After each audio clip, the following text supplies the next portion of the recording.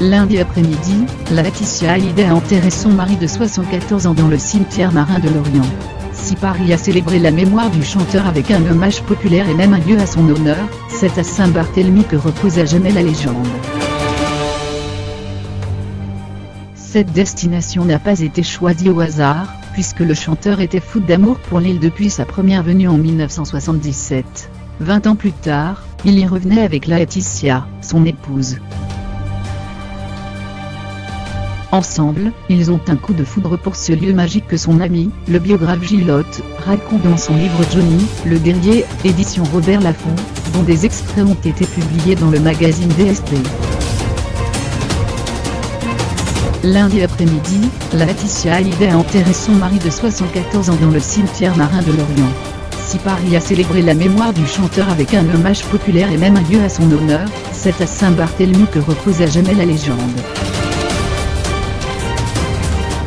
Cette destination n'a pas été choisie au hasard, puisque le chanteur était fou d'amour pour l'île depuis sa première venue en 1977.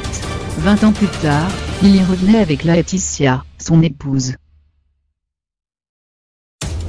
Ensemble, ils ont un coup de foudre pour ce lieu magique que son ami, le biographe Gilles Hôte, raconte dans son livre Johnny, le guerrier, édition Robert Laffont, dont des extraits ont été publiés dans le magazine VSD. Interceste à l'occasion l'année sabbatique de Johnny Hallyday, lors d'une croisière, à bord du super yacht New, qui commence le 12 février 1997 à Miami, pour se terminer le 12 février 1998 à New York, que Johnny et la Laetitia découvrent leur paradis de Saint-Barth. Raconte l'écrivain dans les pages de l'hebdomadaire. Et d'expliquer que la découverte Saint-Barthélemy va durer une semaine idyllique durant laquelle les Hallyday tombent sous le charme de l'endroit.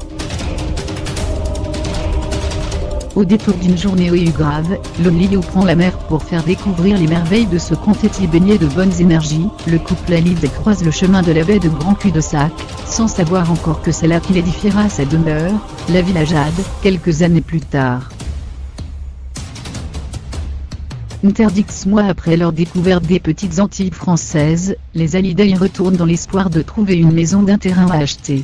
C'est le photographe Daniel Angeli, qui va les aider dans cette quête, toujours selon le récit de Gilles Hôte à VSD.